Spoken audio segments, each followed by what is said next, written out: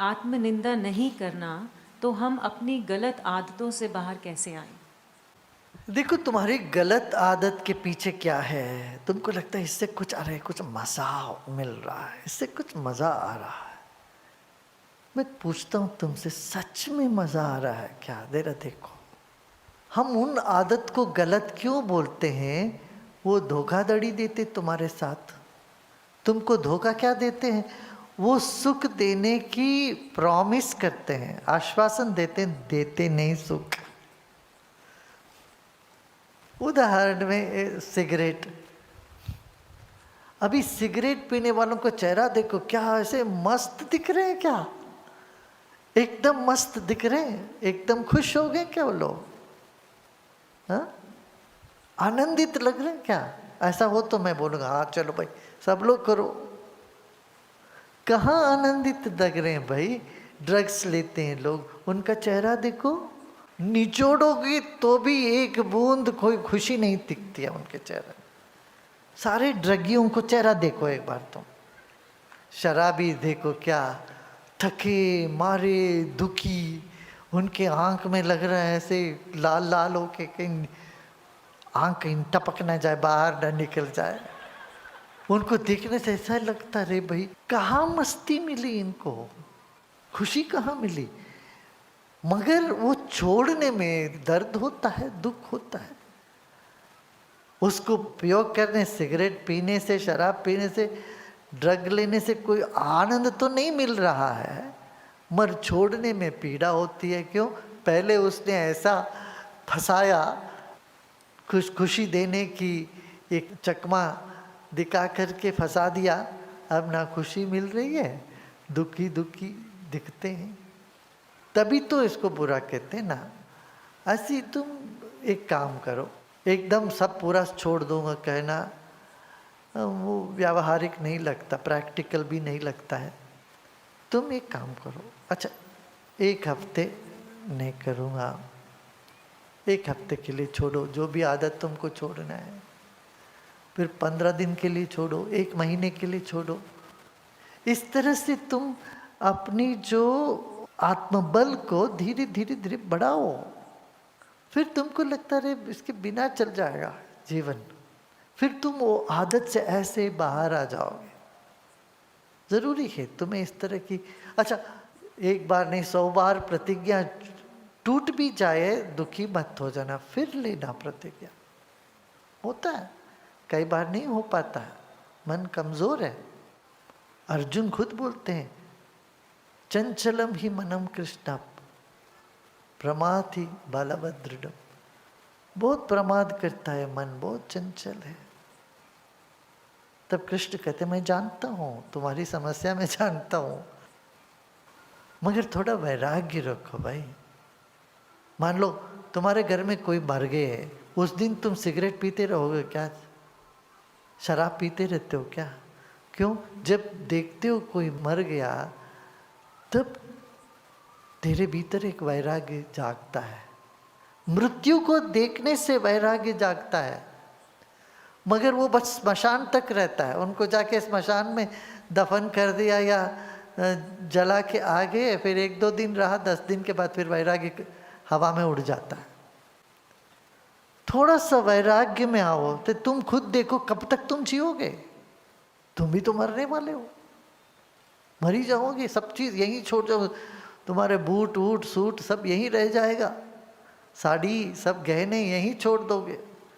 तुम्हारे बहू जिसके साथ तुम्हारा इतना झगड़ा हुआ तो वो सब लेके मौज करेगी, और बेटी हो तो वो आके बोलेगी हमारी अम्मा की तुम मेरे को कुछ दो, झगड़े करेंगे, झगड़े करते रहेंगे, तुम तो निकली जाओगी। जिसकी चाबी है तुमने अपने कमर में खिस लगा लगा के चलते रही, तो ये कमर भी यहीं रह जाएगा, तुम नहीं निकल जाओगे, चाबी भी यहीं। ये वैराग्य थोड़ा सा जीवन में आए, वैराग्य हो तो मन एकदम, ज़्यादा नहीं थोड़ा सा ही बोल रहा हूँ, थोड़ा सा वैराग्य हो फिर भी ठीक है, इतना तो चाहिए। और हम सब में है। वैराग्य नहीं हो तो तुम्हें नींद भी नहीं आएगी। अब रात को सोते वक्त तुम सब कुछ छोड़ के तो सोते हो ना भाई। यदि कुछ लेके सोने की चेष्टा करोगे तो नींद ही नहीं आवे। नींद का फार्मूला ही यही है, छोड़ो छोड़ो तो नींद आवे। तो ये सजग पूर्वक थोड़ा जाग के दिखा रहे, सब छूट ही जाएगा, इधर रह ही जाएगा, तो मन में एक मजबूती आती है उस वक्त। तो ये वैराग्य। दूसरा अभ्यास, थोड़ी थोड़ी देर बैठ के ध्यान करो, अभ्यास करो, सबके साथ मिलनसार होने के अभ्यास करो, वाणी में मधुरता लाने की अभ्यास करो। इन दोनों से तुम काबू में ला सकते हो।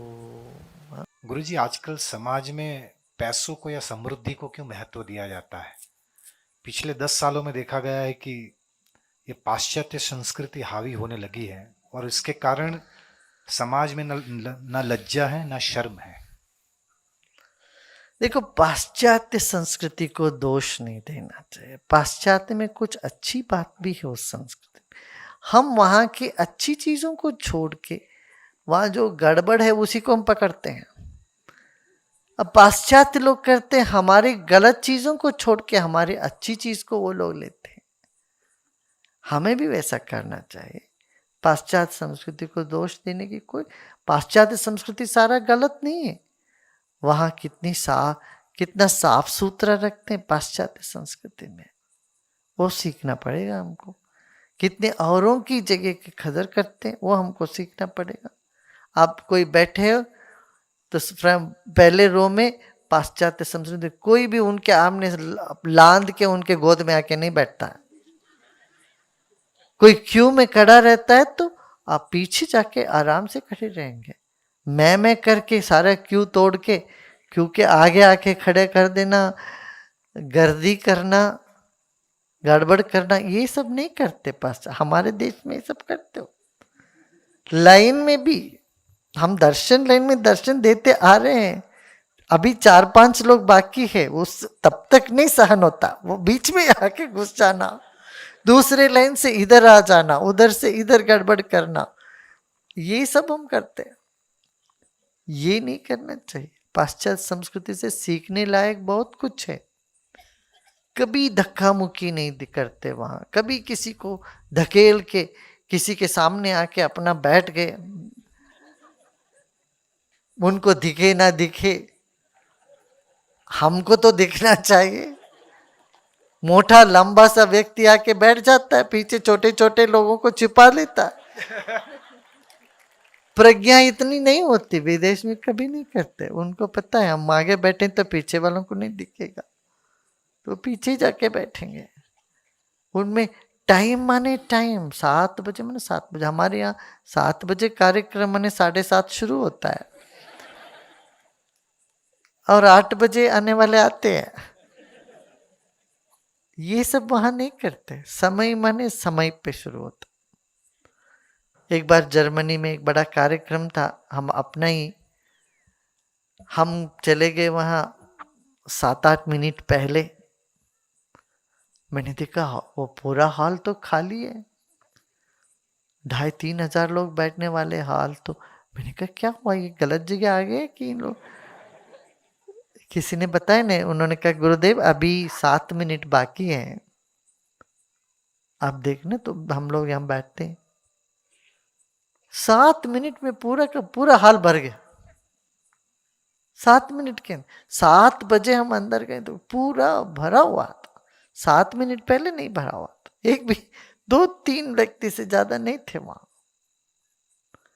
उस समय माने समय की प्रज्ञा होती। एक बात कहते उस बात के पक्के होते हैं।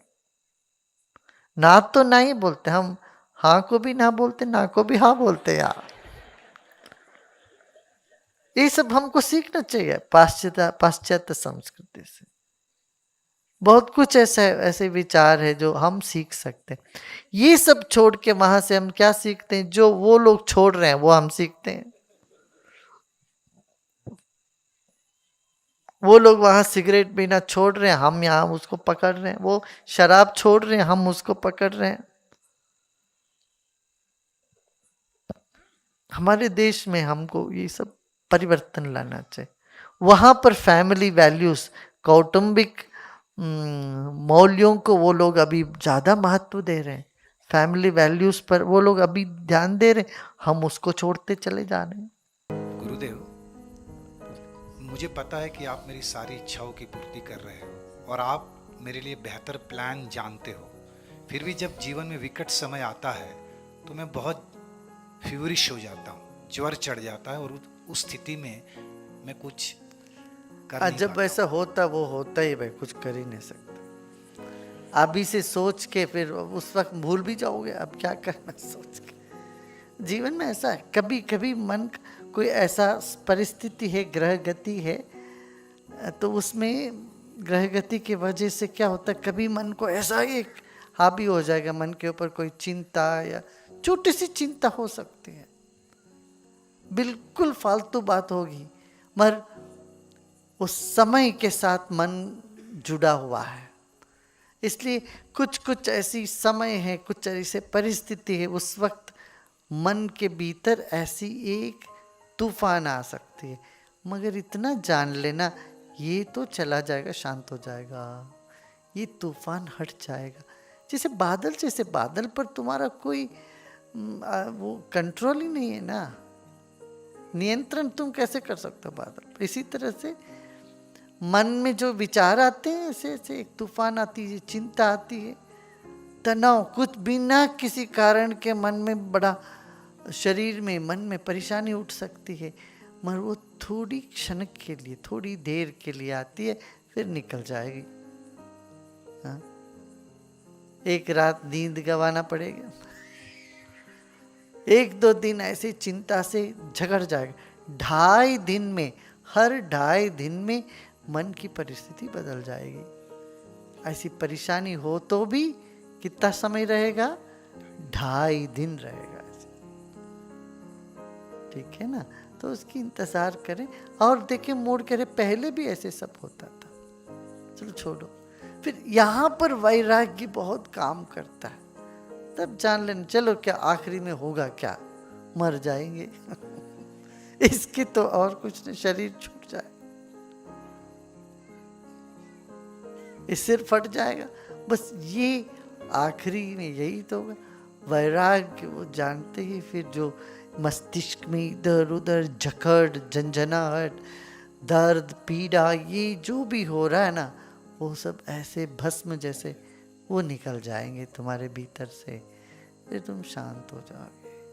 अरे मैं तो ज्योति स्वरूप हूँ, चलो कोई बात नहीं, जो हो रहा है ठीक है, ठीक है ना। तो 2 बातें होती है, एक प्रवृत्ति, दूसरे निवृत्ति। जब हम प्रवृत्ति में उतरते हैं, काम में उतरते हैं, तब ये नहीं सोचना चाहिए सब ठीक है, ये सब चलता है, कहीं चोरी हो रही है होने दो, कहीं झूठी बात हो रही होने दो, कहीं कोई गलत कर रहा है, गड़बड़ कर रहा है, कत्ल कर रहा है, होने दो, ये नहीं ठीक है। उस वक्त गलतियां ढूंढ ढूंढ करके उसको ठीक करना है। अब आप यहाँ पर चल फिर रहे हो, यहाँ किसी पौधे में पानी पड़ा, किसी में नहीं पड़ा है, कहीं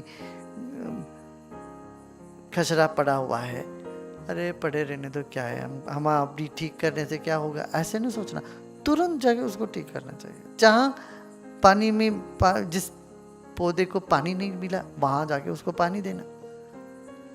ये छोटी छोटी चीजों पे भी ध्यान देना जब प्रवृत्ति में होते हैं। अच्छा, फिर निवृत्ति में जब जाना हो तब जान लेना सब अपने आप हो रहा, अभी मुझे कुछ करना नहीं। निवृत्त होते ही निवृत्ति में समाधि लगेगी, प्रवृत्ति में कर्म में कुशलता आएगी। ये दोनों एक दूसरे के पूरक हैं। ज्ञानी ये दोनों जानता है। विवेक की माने कौन है? जो जानता है कब प्रवृत्ति में लगना, कब निवृत्त हो जाना। हम क्या करते हैं, प्रवृत्ति में सब चलता है जी करके बैठे हैं, निवृत्त होना हो तो अरे वो ठीक नहीं है, ये ठीक नहीं है, ये ठीक नहीं, वो ठीक नहीं, सोच सोच के अंदर बैठे रहते हैं। तो ध्यान लगेगा उस वक्त, ना काम हो पाता है ढंग से। ये मूर्खता, ये अविवेकी का लक्षण है। विवेकी क्या करेगा? वही गीता दे भगवान ने युद्ध के प्रांगण में बोला, तुम सब छोड़ के ध्यान करो अभी।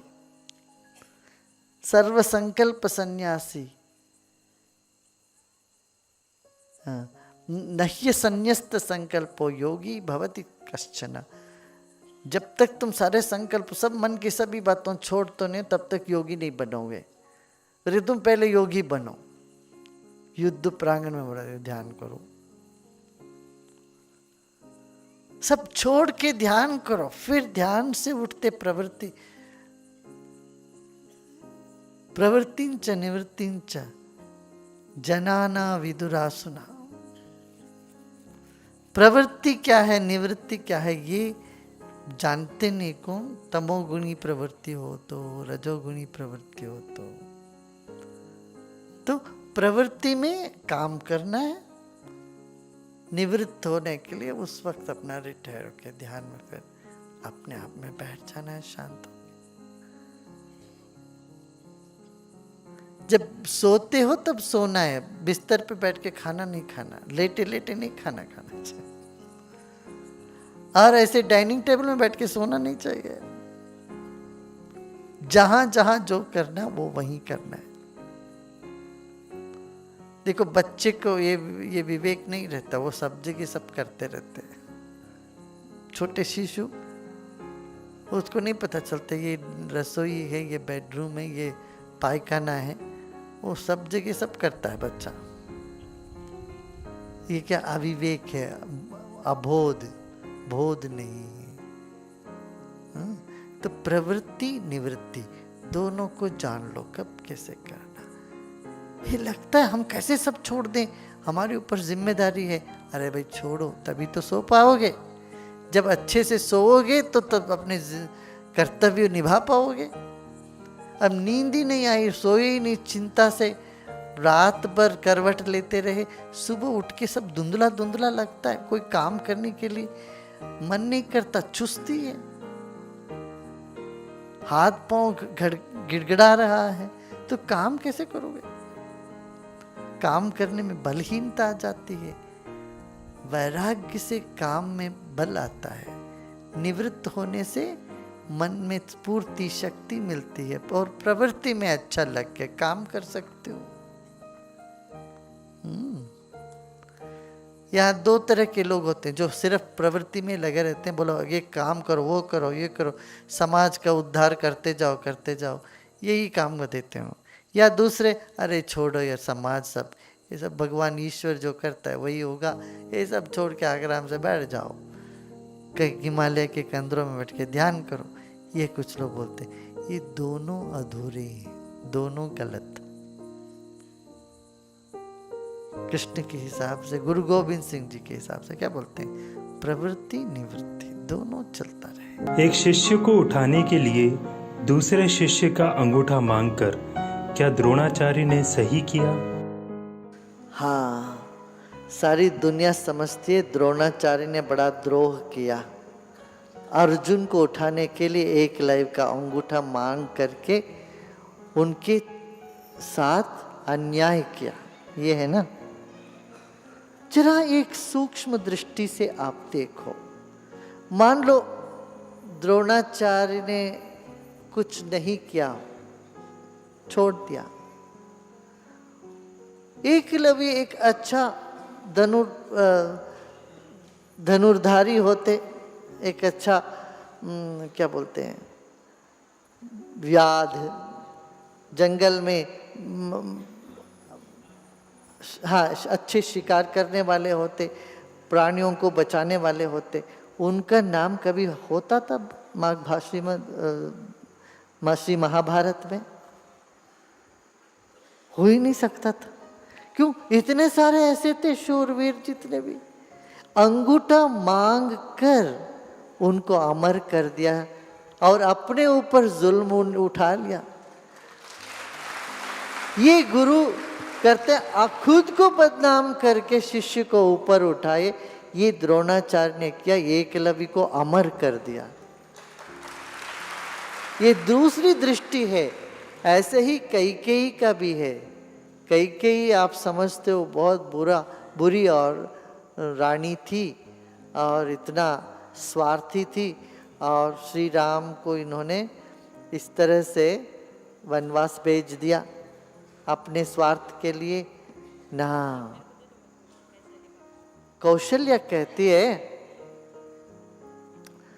श्री राम जब आते हैं कौशल्या के पास आज्ञा लेने के लिए, माँ आपकी आज्ञा है मैं जा रहा हूं जंगल, तब कौशल्या की आंखों में आंसू आता है। तो वो कहती है, यदि तुम्हारे पिता ने तुमको वनवास दिए हैं तो मैं रानी हूं, मेरे पास ज्यादा अधिकार है, मैं तुमको राज्य सौंप सकता हूं, उसको मैं काट सकता हूं, उसको मैं काट सकती हूं।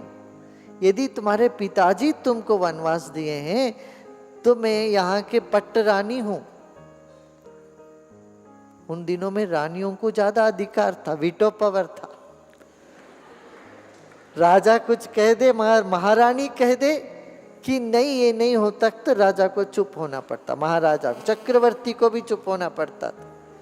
तो कहती मेरे पास अधिकार है, मैं महारानी हूं, पट्ट रानी हूं, मैं तुमको राज्य दे सकती हूं, पिता की बात को मैं उल्लंघन कर सकती हूं। मगर यदि मां कैकेयी तुमको दी है तो जरूर तुम जंगल चले जाना। तो उनको पता है कैकेयी को राम अति प्रिय थे।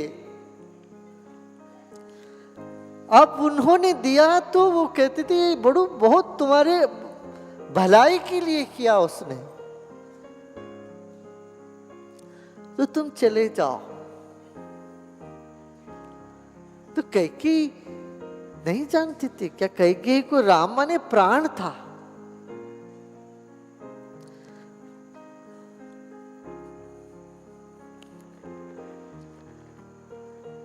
अपने बेटे से भी गाली सुनना पड़ा कैकेयी को। दुनिया की गाली लेकर उन्होंने श्री राम को वनवास भेजा। अब मान लो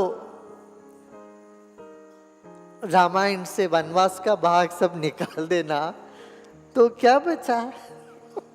कोई एक राजा थे और आराम से राज्यभार करते थे, जीते और मर गए।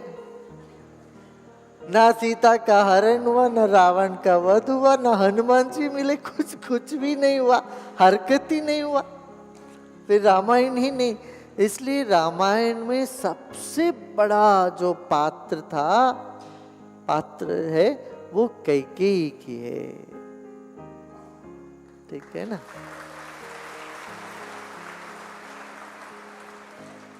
गुरुदेव, यदि एक सन्यासी और गृहस्थ गुरु के प्रति समान भाव रखते हैं, समान भक्ति रखते हैं, तो क्या मुक्त होने के लिए किसी की अधिक संभावना बढ़ जाती है?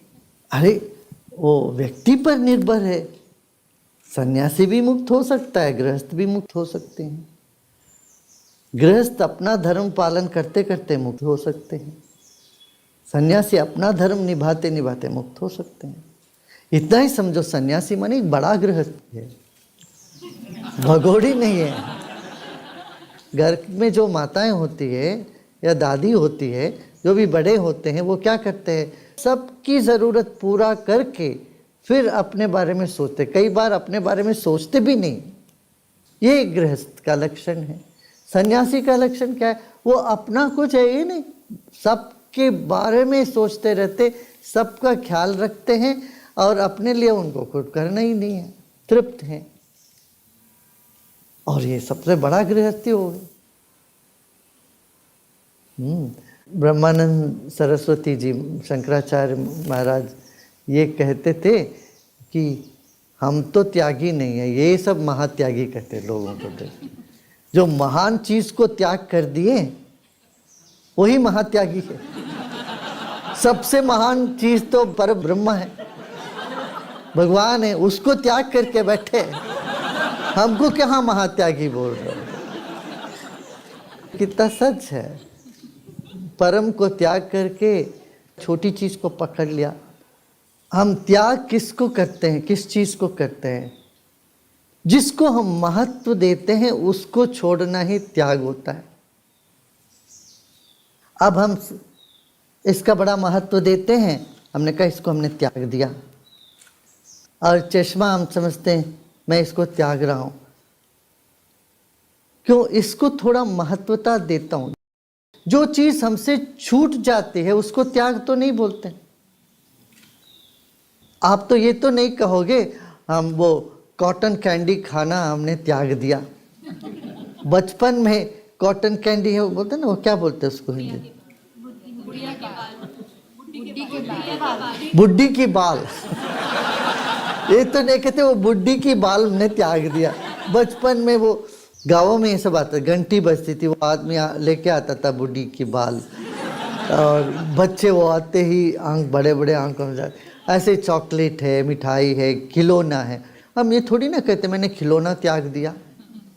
अरे छूट गया भाई, ये सब जीवन में इसका कोई महत्व नहीं रहा तो छूट गया। ऐसे बचपन के मित्र वो अपने रास्ते पे गए, तुम अपने रास्ते पे गए। आप पहले रोज रोज बात करते थे, आप पता नहीं साल 2 साल में 10 साल में एक बार बात करते हो, वो सब छूट गया।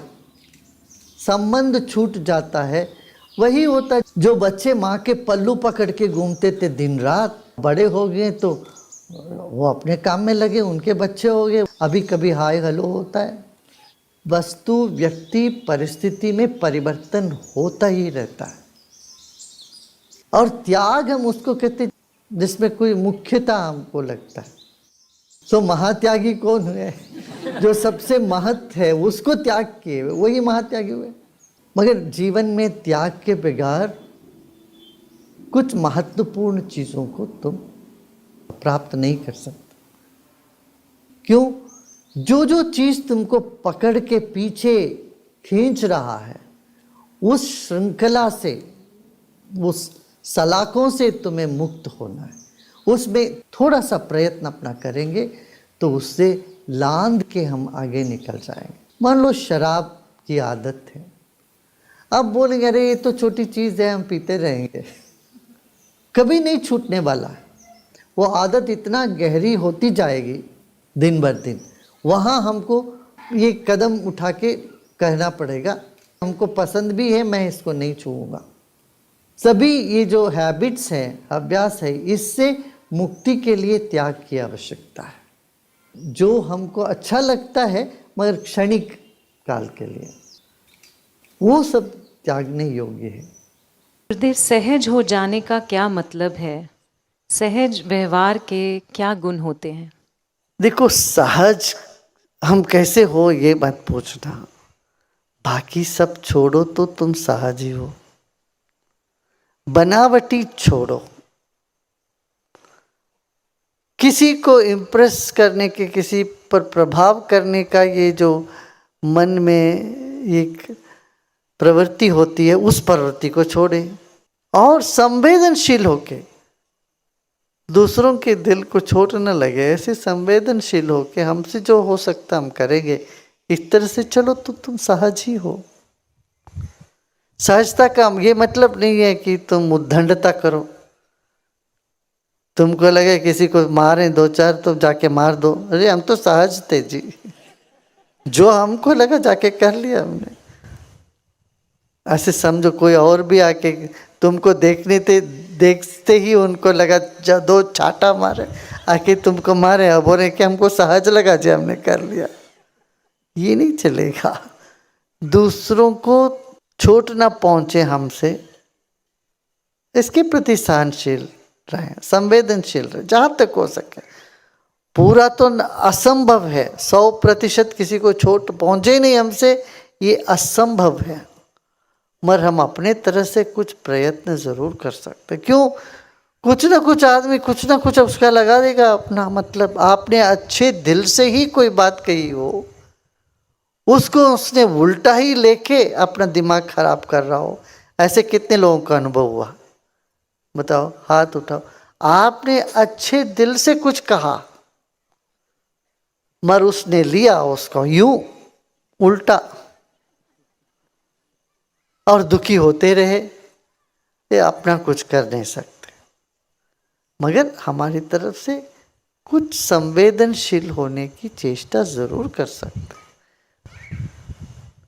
वाणी से हम चोट पहुंचाते हैं, व्यवहार से चोट पहुंचाते हैं, अपनी इच्छा से, आशा से दूसरों को चोट पहुंचाते हैं।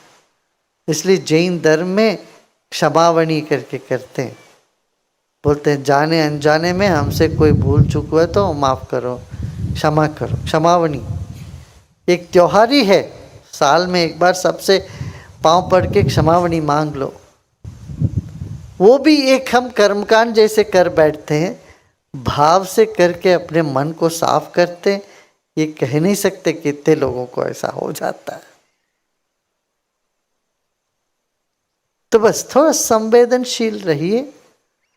और फिर भी जो लोग जो अपना दिल में जो भी बना के भूत दुखी होते रहे, तो उनका अपना काल है, उनका समय है, तो क्या करोगे? प्रार्थना करो जल्दी ये व्यक्ति इस माया से निकले।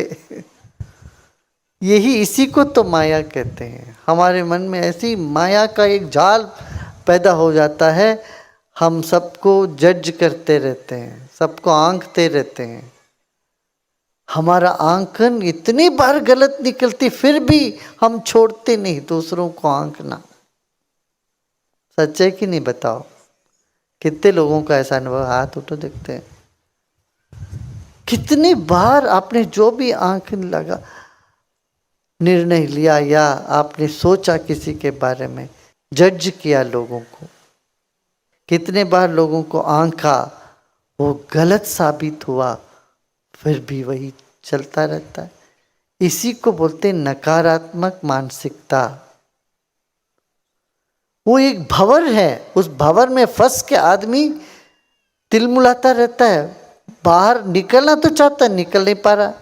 और हमको मिल भी ऐसे लोग दो चार मिल जाते हैं, उनसे बात करो तो वो बोले जो तुम सोचते बिल्कुल सही, मेरा भी यही अनुभव है।